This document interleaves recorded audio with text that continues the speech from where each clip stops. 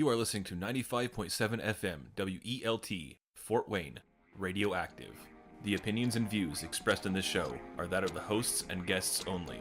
They do not represent those of FreeThought Fort Wayne, Secular Fort Wayne, WELT, or any other organization. How can I live in society if I don't believe in God? How can I understand the world around me without religion? What can I do to make the world a better place? Where did we come from? How can I be a moral person? These are just some of the profound questions we as humans have pondered for millennia. Join us as we ponder these questions free from the ideologies of religion and superstition. Welcome to the Hoosier Humanist Hour, where we explore science, religion, culture, ethics, and community from the humanist perspective.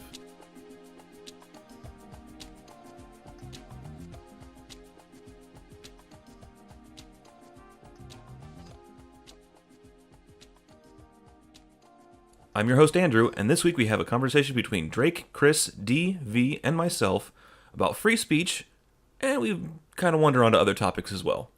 We hope you enjoy. So, how's everyone doing today? Great. Everyone's having a good week so far? Yes, sir.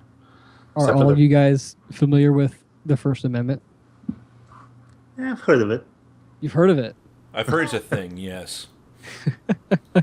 Well, have you heard that it partially says that Congress shall make no laws abridging the freedom of speech or of the press? Have you heard that portion?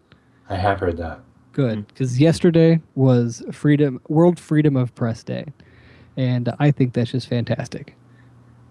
So what that is back in 1993, the United Nations had declared this the anniversary of the Declaration of Windhoek, and that was in Africa. They decided to make all of the press free, and now that they're celebrating that. And I did a terrible job explaining. Okay, so the Freedom of the Press Day, is it a worldwide? Yes, this is World Freedom of Press Day. It was proclaimed by the UN General Assembly in December of 1993, and since then, May 3rd has been designated as the anniversary of the Declaration of Windhoek, and it celebrates worldwide Freedom of the Press Day. That's interesting. Mm-hmm.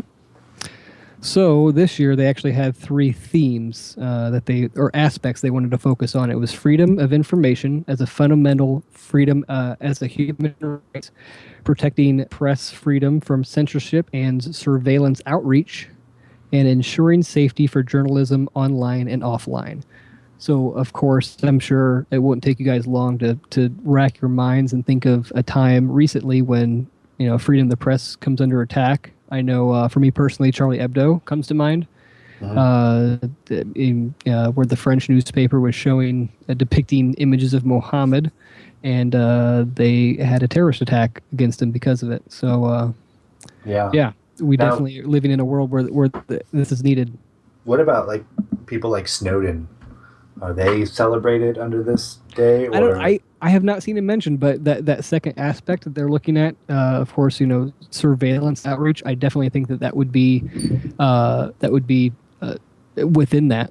I don't know the spectrum of freedom of the press, freedom of Information Act, if that really gets encompassed in that. Freedom of the press. I'm sorry, go ahead. I was going to say, Snowden is not necessarily part of the press. I mean, he was a whistleblower, and he released a bunch of stuff, and like the New York Times, like all these other newspapers and stuff, magazines, they published a lot of what he released, but so they're the ones that would apply to, like the actual newspapers, not Snowden. Gotcha. Yeah, that makes sense. I think there's a separate whistleblower act that protects people like Snowden. So he got in trouble for releasing it, but the people who reported on it were fine. I believe gotcha. That's how I understand it anyway. The government could ask them to keep it quiet and could ask them, oh, please don't publish this, it'll damage national security, but I don't think they can really do anything to them if they did publish it. because they themselves are not breaking any law. They didn't break into the servers, they didn't pull that information illegally, and that kind of stuff. Is there actually a debate going on whether or not, the government should have the right to stop the press from printing things that are ill-gotten, that are, secret? Well, I think I would assume that the government would see that as a potential safety hazard. If the certain confidential information would get leaked. So I guess it probably depends on the situation. Yeah, I would think so. That's interesting. And you would be surprised, what countries have problems with freedom of the press. There was recently a case in Germany where this comedian made fun of the Turkish prime minister, and he got in trouble based on some ancient, 19th century law that said that you couldn't make fun of foreign heads of state. They had almost never been used, and certainly not in many, many decades. So, that's we have some of the stronger protections here in the U.S., and it's surprising that even European countries may struggle with that on occasion. Isn't Turkey up to be part of the EU, or they're working toward joining the European Union? Oh, they're begging to join the European Union. Nobody wants them in the European Union. Yeah. I wouldn't. I mean, their culture seems a little too not liberal enough, I guess you could say, to join the EU. It's swung significantly in the wrong direction recently. Yeah. Huh, that's interesting. Yeah. So just for some context on this, and I'm probably going to butcher this guy's name, but the president, Recep Tayyip Erdogan, he was depicted in the Netherlands' most read newspaper as he's depicted as a monkey. He's got kind of the big, the upper lip puffed out. He's got ape arms, and he's standing on this rock with what looks like a Turkish flag on it. And what happened was the journalist was actually arrested after this was released in the newspaper. So that's what one of the big that's why that's coming up in Turkey right now, just because he got thrown in jail because of that. So this was a Turkish citizen who did this? Yes. Oh, damn. That's scary. No, he was a Dutch journalist. Excuse me. He was arrested in Turkey. Oh, he was in Turkey. Yes. Okay, gotcha. Wait, I thought it was a German comedian that did that. Okay, could be wrong. Or there could be another. I'm sure there's probably a few. I mean, it's something you don't think of very much as freedom of the press, but man, it is absolutely vital to something we take for granted, I think, a little too much, but it would change things dramatically if there was not a freedom of the press. The information we had, the internet, all that stuff could be controlled. Just think how hard it would be to get out of your superstitions and stuff. Well, yeah, they say one of the major factors for the Arab Spring was the internet. What they could do is they could people who were part of the uprising could communicate and talk to each other mainly through Twitter and talk to each other, and that's how they gathered. That's how they coordinated everything. Wow. Yeah, it's very hard to censor the internet unless you block the whole thing. Which happens. I think we see that, North Korea? Oh, yeah. I mean, China has restrictions. Obviously, North Korea. Other countries have temporarily blocked access to Facebook, Twitter, like all these, for a day or a week or a month or, stuff like that, especially surrounding the Arab Spring. But people have still found ways to communicate. Well, yeah. Well, I was going to give a great example for the power of the press and a little bit of a joke. So let's see if you guys get it. So what's the easiest way to kill a president? I don't know, V. What is the easiest way to kill a president? Well, it works equally well for flies with a newspaper. That is actually kind of good. So, a few well-positioned articles can really bring down an entire administration. But what I was going to give, as a good example of the power of the press, is a Ohio journalist that died in, I think, the late 1870s or 80s. And he commented in 1876 on an uprising in the Ottoman Empire. And the guy's name is, oh my goodness, Januarius Aloysius McGahan. He's from Ohio. At the time, he was writing for the London Daily News, and he wrote about how the savagery with which that rebellion in the Ottoman Empire was squashed. And at the time, people in the UK were on the side of the Ottoman Empire, morally. But when he wrote about the brutality of people just being burned alive in churches and stuff like that, the whole opinion shifted, and a few years down the road, it helped basically to free all of the Balkan Peninsula from the Ottoman Empire.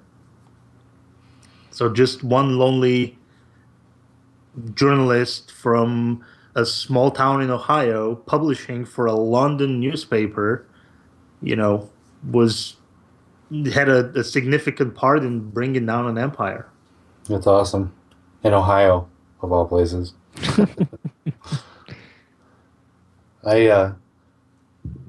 I like this holiday. I think I'm going to start celebrating it every year. Yeah, and to put things in perspective, I've actually found the worldwide, it's the 2015 prison census, which actually details what journalists are jailed and where.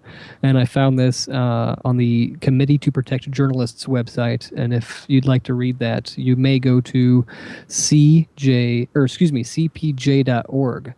And it looks like the biggest offender right now with 49 journalists jailed is China, followed by what looks like, hold on, Egypt. Egypt has 23 and China has 49. The main median of all the 199 people jailed right now, 109 of those are from internet sources. 82 are from print sources, and most of that is speaking out against the state. 111 are for anti-state offenses. Is the United States on there? No, the United States is not on there. These are all what look like Eastern European. There's some African countries. Looks like what spans from let's see, Gambia to China, and even down to Vietnam. So most of the other half of the world. I really like our country. The more I learn about it, yeah, it's great. I mean, it was part of the founding of our country. So I mean, none of us have ever had a chance to live without it, and I think we take it for granted a lot. I agree. Of course, freedom of speech. We see a lot of people protesting against one, candidate or another. But as ugly as it gets, or as much as we don't like somebody, it's their right to say it. I agree. It should be celebrated. It's frustrating after you actually go to the Trump rally this past weekend, and you see a variety of news reports. You see news reports from Democratic sources that state that only about 7,000 people made it out to see Trump, and then you see Republican news sources saying that 20,000 people made it out to see Trump at the Coliseum. And the truth is that it's really right in between those two estimates. It was about 13,000 made it out to the rally. So the Democratic newspaper came at 12:30 for a 4 o'clock meeting. Oh yeah, looks like there's only 7,000 people here. But it's not World True Press Day. I mean, it's not scrutinizing who's right, but I totally get your point. I think there's definite bias in news sources, but we definitely protect their right to do so. It's up to the person to confront their own biases, and that's the scary part. That is not happening enough. It's happening slowly more, but... Oh yeah, and that's why I've always advocated getting your news from more than one source. I mainly listen to NPR, which is slightly left-leaning, I will admit, and I am also a big fan. Some of my guilty pleasures are Glenn Beck and Rush Limbaugh.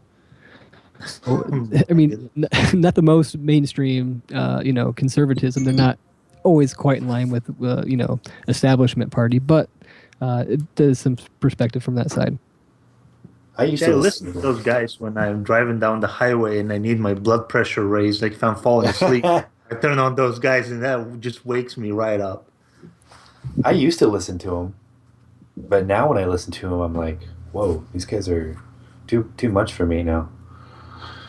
Glenn Beck, I think in particular, hasn't he gotten like a little weirder over the years? Well, he's gone through like a transformation. I know because he was on Fox or he was on some mainstream news channel, and his show got canceled or he left somehow, and he kind of went and did his own thing. So he started his own network. So he's kind of working for himself. So I can imagine that he, unbound by what executives might say, he can say whatever he'd like. I read an article that he was stumping for Cruz, and he was basically like saying that this was like our choice between God or the devil, more or less. Yeah, him and Mark Levin, who's also on the same channel locally, WoWo at night, were both part of Our Principles Party. It was a super PAC for Ted Cruz. Wow. Well, I read that the Republicans in total super PACs and all spent like $400 million on candidates other than Donald Trump. The mind-boggling sum of money went just straight down the drain as of yesterday. So wow, $400 million. Can I just have a piece of that, please? I mean, just a tiny piece. I think we're in the wrong business. We should become like political, campaign aides or something. I don't know, like firms that help those guys. No, you just have to start your own TV show, or TV network that plays ads. There you go. You're raking all the money. That would be Rex interesting. TV. I like it. There we go. I like that too. Now that's what we should do. Next election cycle, we should start a super PAC. It doesn't matter for whom, anybody. Dig up as much crud as we can on the other opponents, and then present our super PAC to this person. Well, I think I might be a little young to have seen this movie, but you guys might remember Brewster's Millions.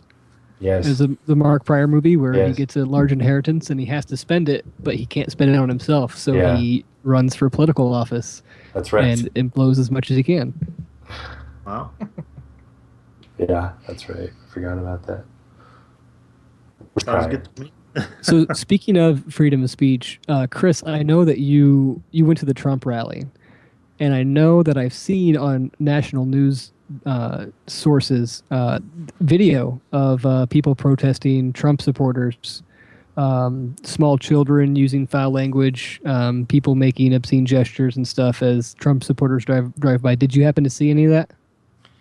Unfortunately, I went to the main entrance directly. I did not realize that those protesters were on the opposite side of the Coliseum, because that just doesn't make any sense to me. But I definitely see where they get a lot more exposure to vehicle traffic being on that opposite side of the Coliseum from the main entrance. So unfortunately, I was there meeting up with a couple people, so I was unable to leave that to go get some footage of the protesters. So no, I was unable to get that. So I was there as well, and right in front there was a religious protest. I don't think it was directed at Trump necessarily, but I don't know what religious denomination they were from, but they had a God love sign, but then the guy that was screaming and yelling at everybody was yelling about God's wrath and how we're all sinners. So a little bit of a conflicting message there. God loves you through punishment. Yeah, I guess, some redemptive suffering for you. Uh, but most people were actually annoyed. There were some younger, maybe like 15 to 18-year-olds around me, like a group of four, and they were really annoyed. They were saying how those are, because of stuff like that, people hate religion. And then I got to chat with some kind of more middle-aged folks, and they were super annoyed as well. I threw out that, I'm not a Christian or something of that sort, and they were, egging me on to go and get in a fight with those guys. Of course, I wasn't going to do that. Yeah. Well, I think it always comes down to, because I've got occasionally 2 or 3 people that stand on a busy corner near my house with little speakers attached to their waistbands. Yeah, and they are preaching about whatever. But I mean, they definitely have the right to it. But that's not the place to have a civil conversation about nuanced ideas and theologies and philosophies and stuff. I mean, you're not entering that space with a mind to change minds or to have your mind changed or to have a civil conversation. It's just, I think it's totally futile. Yeah, nobody ever said, as far as I'm aware of, oh, I heard that guy in the corner yelling with a bullhorn. He must be right. Let me go look into that. Nobody ever said that. The church that I came from, they did a lot of like outreach, knocking on doors and talking to people, people who were just doing their own thing. And I heard stories about some pretty bold stuff that seemed to have won people over. I wonder how many people actually get into that kind of stuff. Like, where do they come from? Is it just all family based? They had to come from somewhere. Are you saying the people who were evangelizing got turned to God, or turned away from God? Or are you saying the people that were at the houses got persuaded? Well, a lot of the people at the homes got persuaded too. Like, basically, the church that I came from grew from that type of outreach, attempt to grow, door-to-door sales, basically. So I just wonder where these more extreme groups come from. Like, maybe a certain type of people is like, yeah, I need to get out on the street and be more vocal about this. I'm going to go talk to those guys. I don't know. I just don't know where they come from, is what I'm saying. Does anybody know how outreach happens in this type of group? I don't know. Well, I mean, you see some of the sects of the LDS Church, I believe, out in like Utah and that, where they commandeer entire cities, where they have people of that faith on all the city council, all of the held offices in that city. So I don't know, they can kind of get away from it and prosper within their own, little community. But no, I don't know how people are ever drawn to those, because like you said, they do preach hell and fire and brimstone and damnation. So I don't usually think that draws people. But apparently it does. Hey, the message works for some people. I'm just the wrong type of person. It's true for Christianity. It's true for Islam. It's true for other religions. Sometimes that negative message works. You scare people into it. They're silly animals. Silly animals. Yeah, we'd like to think we're entirely rational, but we're very, very far from it. Our brains do make decisions well before we're aware of them. So. Well, we're not entirely rational. I don't want to go totally off topic here, but I'm really interested in have a question regarding that. You just mentioned, V, but I don't want to get away from any agenda. Go for it. Okay, so what percentage do you think of yourself, V, if you've ever thought of this, is just pure instinct as opposed to maybe this rational soul that actually chooses the things you do? Like, what percentage would you say that you are of those two extremes, I guess? I'm not sure, but I have a cool example for you that demonstrates it. So, imagine you're learning to play the piano or you're learning to ride the bicycle. As you're learning, you have to think about the motions that you're doing. Where are your fingers going? How are you pedaling? All that. But once you get enough experience, you not only don't have to think about it, but you kind of sort of lose access to that. Like your body just does it. You really have to think hard to regain control of how you're pedaling or where your fingers are going on a keyboard or in any other things like that. So a lot of times, what requires our consciousness and our decision making and all that very soon becomes so internalized that we lose large part of the what we're actually doing. You have to really try hard to regain access to those motions or whatever that activity may be. So you're saying we kind of outsource it to like an involuntary mental system. Precisely. It's what people commonly refer to as muscle memory. Your muscles don't have a memory. It's just that your brain has now so internalized something that you don't have to think about it, and it even becomes a little bit hard to think about.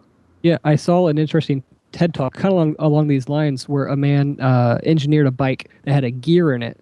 So we're used to using the handlebars the certain way. So, if you're going to turn right, you were familiar with which way you have to turn the handlebars in order to go right or to go left. So it was the opposite. So he tried to ride it, and he couldn't ride it for more than a couple feet. And so he tried, and over the course of weeks and months, he was able to ride this bike to the point where when he tried to ride a normal bike, it was the same thing. He would fall off, and he couldn't do it. Now, he had also had a younger son who had either not learned to ride a typical bike yet, or was just newly riding a regular bike, and he was able to pick it up much faster because he was not conditioned and didn't have the muscle memory per se as the adult did. I saw that. That was very interesting. Makes me want to ride one of those. See if how long it would take. In fact, the Three Rivers Festival, at one of the booths, there was a guy with one of those bicycles, and if you could go like 20 or 30 feet, I don't know how long it was, you won a prize. Huh. If you could, I've seen that at the Three Rivers Festival. That's funny. I've done that before. When I was a teenager, I tried that Really? one time. It's very difficult. I forgot that I had done that. Yeah, it's... So to go back to the consciousness question, it's very hard to say. I would say more than half of what we do is completely subconscious. Yeah. You don't have to think about what you're hearing. You don't have to think about what you're seeing. You have to think about moving your hands to open the door or this or that.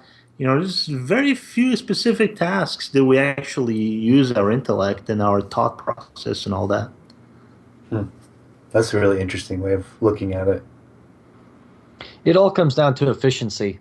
So yes. Basically, the most efficient way for our brains to work is if we can reduce the amount of thinking and prefrontal cortex necessary in order to complete a task. And so the more that we can make those tasks automatic without requiring actual conscious thought, which takes a significant more milliseconds of time to do, the more we can automate ourselves, the better off we are, because the more then we can spend on actual thinking about critical situations and new perspectives and new experiences. So that's why it's really nice that we have that internal mechanism in place to have like muscle memory and such, just so that we can help linearize our entire thought process. That's really good way of looking at it too. Yeah. Our resident scientist. And I was actually just explaining this the other day to somebody, because I brought my snake into my classes last week, and it's always fun to me hearing the question, do snakes ever get domesticated? Do they ever get so used to being around people and being fed by people that they would then become, essentially worthless or have minimal survival skills if you were to release them back into the wild? And the answer is no. Reptiles are incredibly instinctual and incredibly efficient to the fact that no matter what you do to them, they are a lethal killer from birth. So regardless of whether they were brought up in an environment of humans, it doesn't matter. You can set them loose and they will be perfectly able to fend for themselves regardless.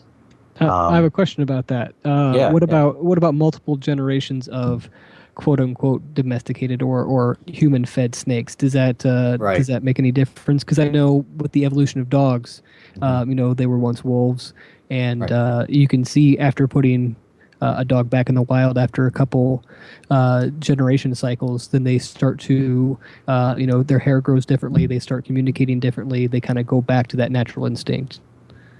Right. And so I've seen a couple different figures. I've seen anywhere from 6,000 to 10,000 years as far as how long dogs have been domesticated. And that's a pretty good time frame, because you're accounting for many hundreds and thousands of generations of dogs in order to achieve that state. So the same thing would have to apply to snakes, in that you would need hundreds or thousands of generations of snakes in order to start domesticating them, so that they would be, somewhat sensitive to and able to learn from interactions with humans. Yeah, and of course, snakes have not nearly been given the opportunity to co-evolve or co-adapt as dogs have with humans. Yeah. That is really interesting. I have never thought about that before. That many generations, it moves that slowly. Yeah. After 6,000 to 10,000 years, dogs have been domesticated, and they are still instinctual. If they don't get their food or whatever, they're going to basically revert back to a wolf. Is what you're saying, Drake? Is that right? I mean, not necessarily, instantly, where it's like, you forget to feed your dog for a week and you've got a wild beast in your house. No, but I believe I've heard, where you can, after, if a domesticated dog is able to return to the wild and survive, that within a few generations that behavior starts to come back. But I've also heard about it with domesticated pigs, and even within the same, I want to say the same generation, if a domesticated pig is able to get out and the wild and survive, then you'll see the coarse hair starting to come back, the coarse dark hair, the tusks begin to grow more rapidly, and they become more aggressive than the domesticated pigs, coming from the grandson of a hog farmer. Interesting.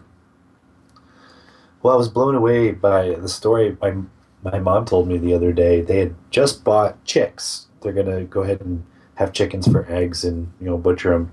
But you buy them as chicks, and, they're just barely, a week old.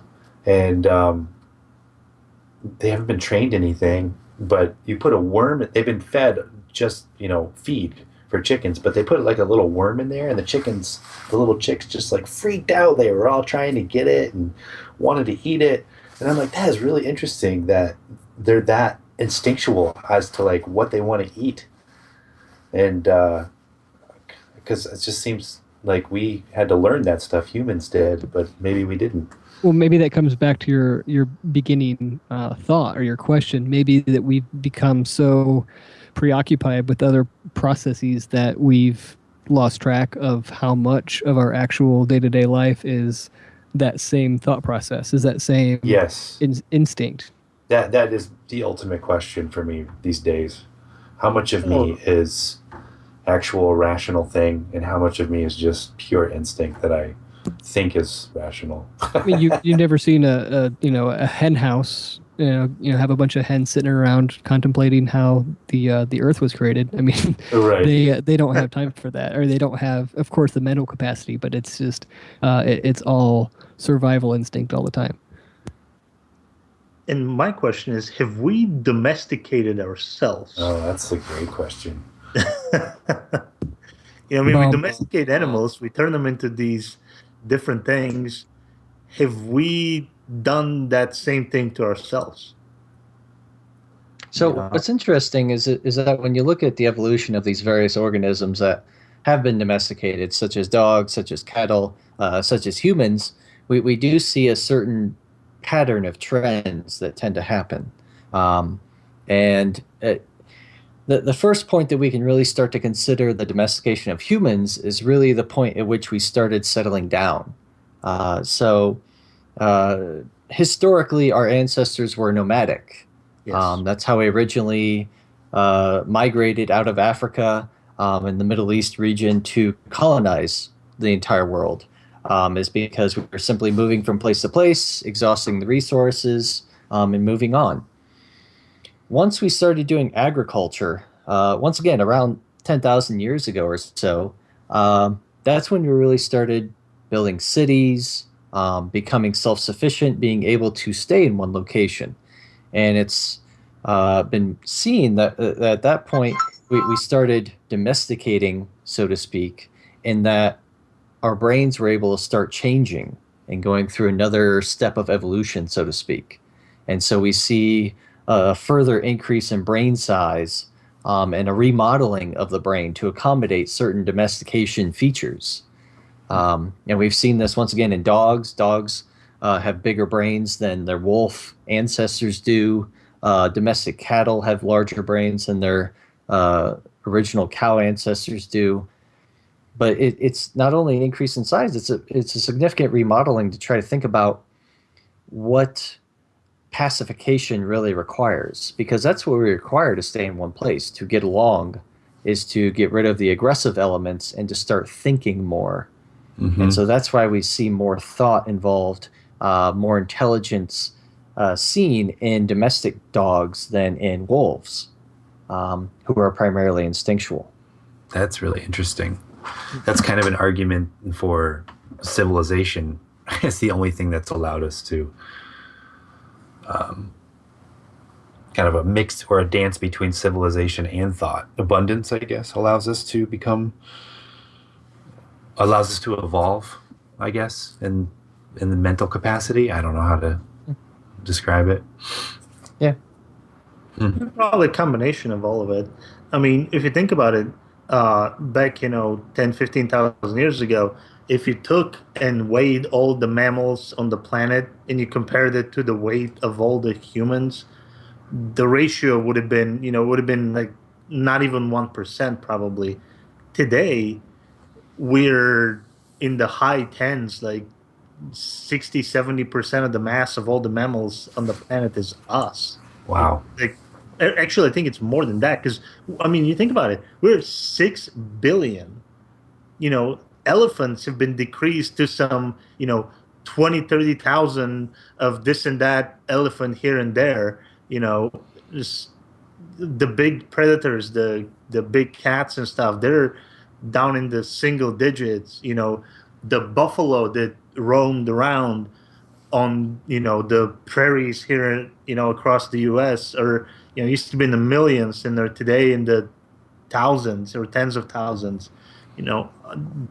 As we have spread, we've destroyed a lot, and we've basically taken over the entire planet as a result of settling down, actually, and all those other changes happening. We're having a good old time, aren't we? Oh, yeah.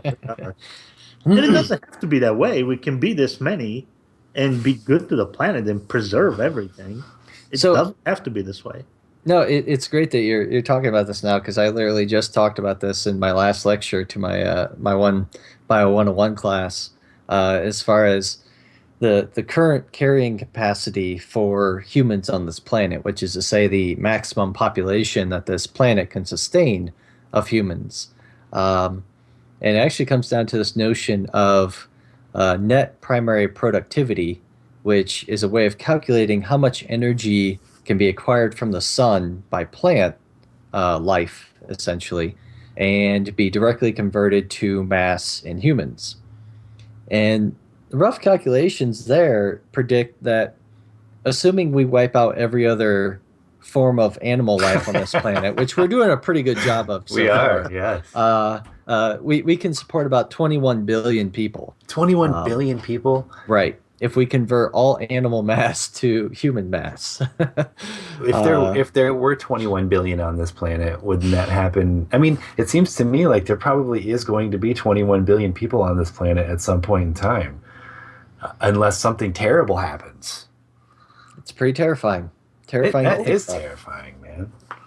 I mean, but it's interesting when we start studying carrying capacity, because we start to realize that humans have not been decreasing their death rate, or have not been increasing their death rate. We've only been decreasing the death rate. Yeah. And as such, it indicates that we're still a little ways off from the carrying capacity. Right now, the human population is around 7.5 billion. And so it's predicted that by 2050, we may be anywhere from 10 billion by that point, which is terrifying to think about, that we would increase our population by another 50% in the next 40 years. That's insane. Horrifying. Yeah. Horrifying. Why are we doing this? Way too many people having way too many kids. And what's terrifying is that the growth rate of humans, it only seems to be around 1.2%.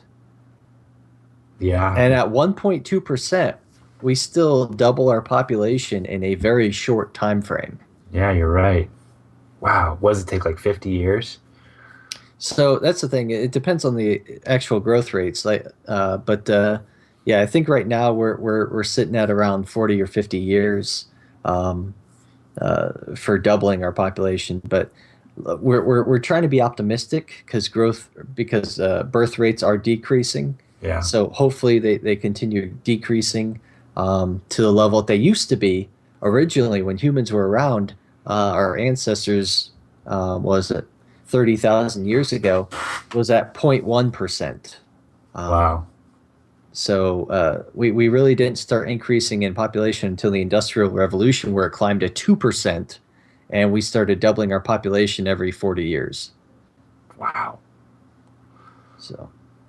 Well, there's no way to like control it all. What are you going to do? How do you stop that? How do you stop people from having babies? They've tried. You can look at China. Yeah, they have tried, but we're still not doing it on the worldwide basis. So we're finding out how important it is to reach out to women in these third world countries and help them realize that their job isn't to just stay home and have babies. Their job is actually to get an education, to go out and make a living, as opposed to just having babies every single year. So we're finding out that women's literacy and education and outreach and obviously access to healthcare and contraceptives is all really helping. So, when you see these commercials, feed these people, feed these starving children in another country. Well, that's step one. Step two is to get their mothers to stop having the babies in the first place. So you need to reach out to them and show them that their culture of being under the foot of the man of the house is not the way to go. Yeah. And also educating about contraceptive. I don't think that it's women's health is an issue at all. I mean, people don't bring it up.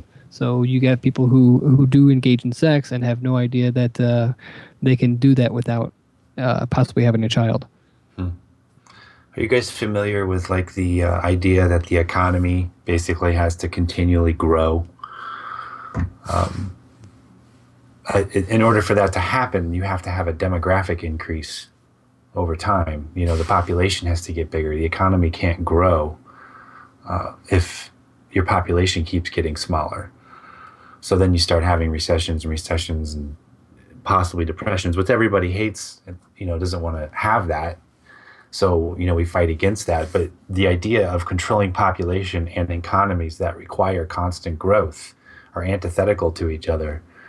So I don't know if we're ever going to be able to like really put a balance on it without sacrificing the way our economies function.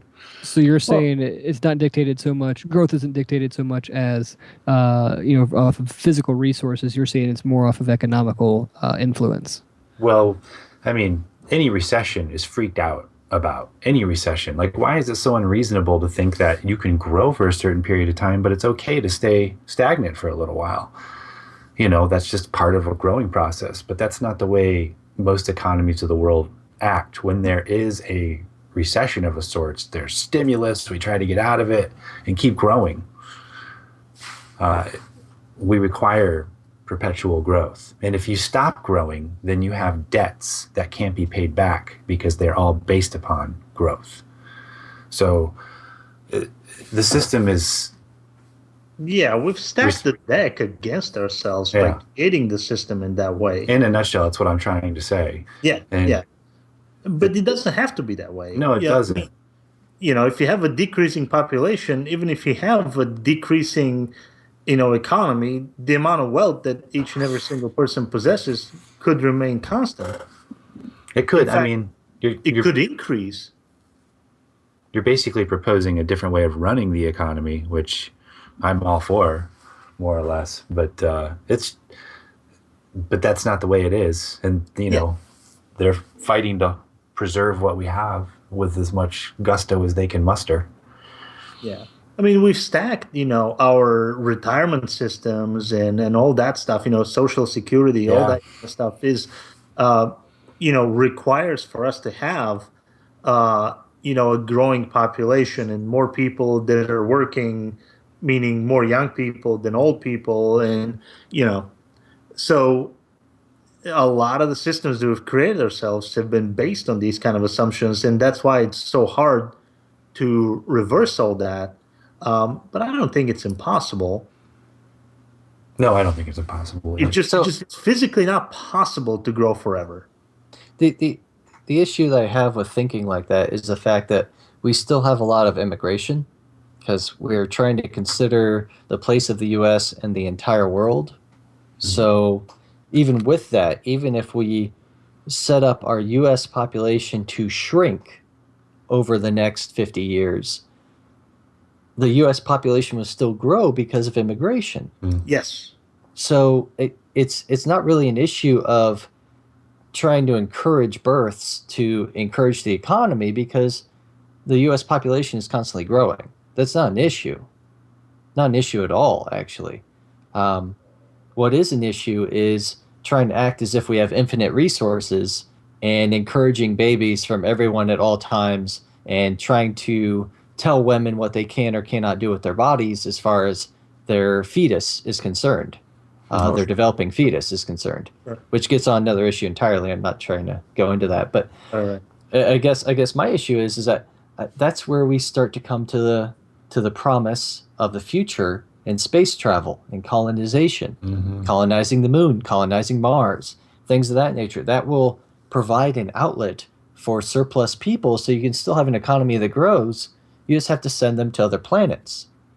And that's not an issue if you actually afford resources towards NASA and such, which was one of my issues with Bernie Sanders in particular.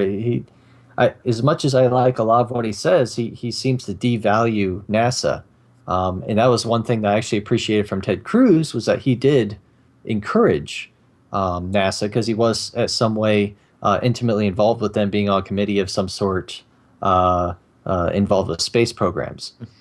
And I think that's an important direction to go. If you really want to have an economy that constantly grows, you have to colonize other planets in order to afford that kind of expansion indefinitely. Well, let me throw a monkey wrench into the whole thing. So, we're talking about our population growing, requiring, in order for our economy to grow and this and that.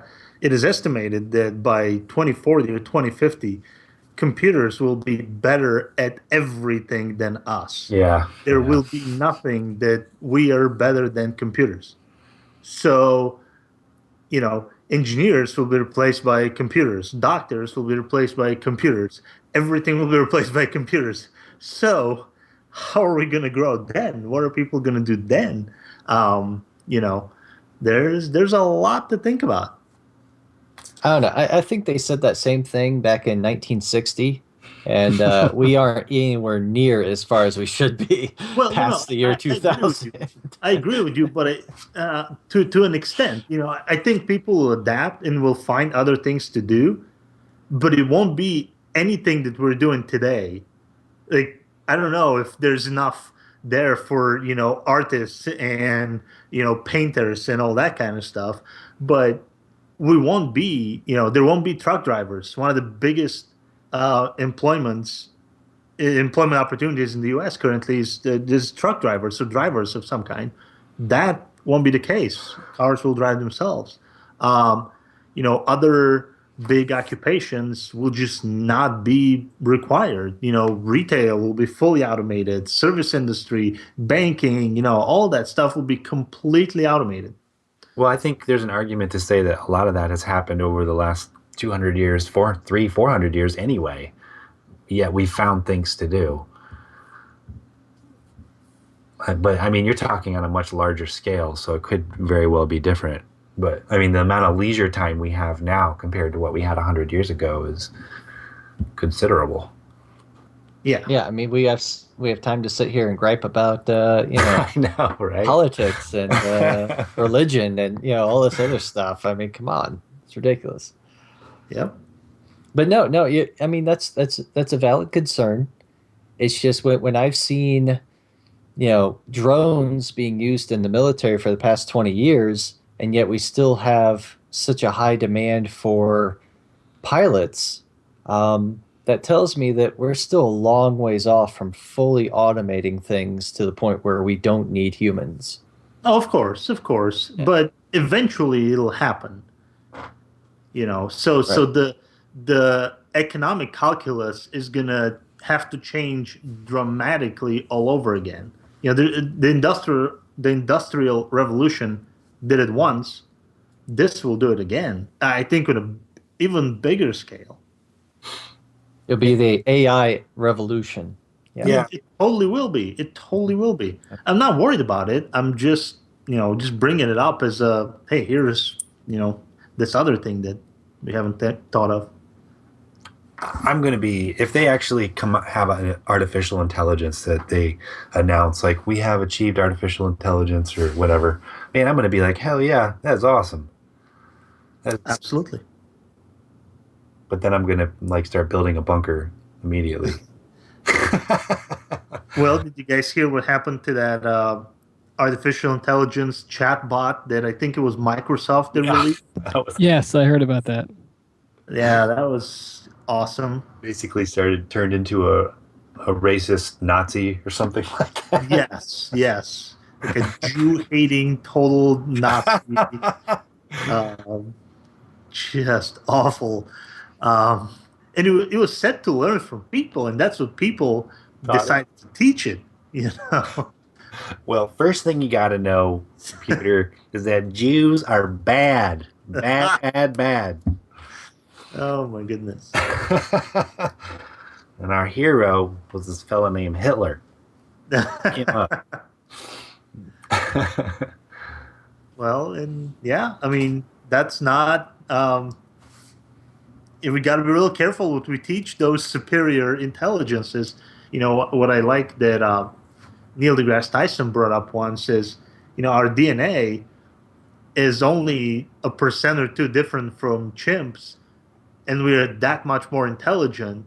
So, and the question is, are we really that much more intelligent than chimps? And what if we can invent something that's, that much more intelligent than us as we are compared to chimps, or if aliens are that much smarter than us as we are to chimps. The smartest chimp can barely add 2 + 2, which our 3-year-olds can do. So if Stephen Hawking and one of the smartest people on the planet is equivalent to a 3-year-old alien, or a just born AI in the process of learning, imagine when it quote unquote grows up, how much smarter it can be. Wow. It's a scary thought. Well, and that's the thing, is that really it takes a lot to encourage humans to utilize their most recently evolved brain functions and parts. Yes. And that's definitely something I try to stress in my classes is trying to actually think about what you're doing, what you're writing. and the context that everything fits into as far as the global perspectives. And it just, with all the free time that humans are having now, at least in the US here, it's astounding the lack of reflection and critical thinking that's going on. You still see a lot of instinctual habits like reacting emotionally, which is something you witnessed if you went to the Trump rally. It was nothing but mob behavior from start to finish. Really? It was really quite astounding. That would have been really interesting. One of my friends invited me to go with them, and I wanted to go specifically for that. I've read several books on mob behavior, and it's just really interesting watching it happen. Yeah. And what was kind of crazy was just seeing how little substance was actually said, but how much reaction was gathered from the crowd. It was just flooring. Was it to me the same? You went to both rallies, right? I went to 3 rallies. I went to the Clinton rally, Trump rally, and the Bernie Sanders rally. Were they all the same, or was one less? So? And that's the thing. Honestly, I think as far as quality and actual like useful things that were said is concerned, like facts and stuff, I think the Clinton rally was the best. Really? And then Trump was the absolute worst because he was nothing but emotional mob crap, essentially. And then Bernie was actually somewhere in between, which is, he provided some facts, but he also kind of fed off of some of the energy from the crowd. Sure. So it was interesting comparing those 3. Yeah, Trump was able to talk for an hour without saying almost anything. Well, that's what I was asking. I was like, what the hell? What did he talk about? Like, what? Nothing. For an hour. Yeah. Nothing of substance. Just words came out of his mouth with nothing of substance. And, if you want to see the whole thing, I posted on my YouTube, so you can check, if you're interested, you can look up that. I've seen political rallies before on video, and they're just like so unentertaining. But I wouldn't mind going to one. I just didn't have time to go. Just to experience it, to feel the emotions of it. Were you able to stand separate from it totally,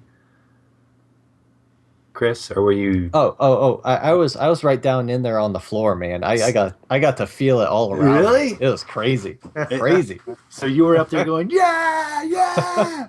I was up there trying to get some good quality footage. There were a few yahoos in front of me that made it difficult, but with putting up the giant Trump sign right in front of my footage. But other than that, it was fun. Fun.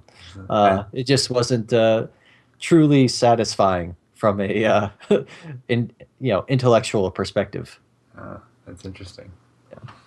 And if you were to see that coverage on the news, then it would be freedom of press. And we've come full circle, gentlemen. Yes. There you go. Yes. I don't know how we got where we went, but I enjoyed it.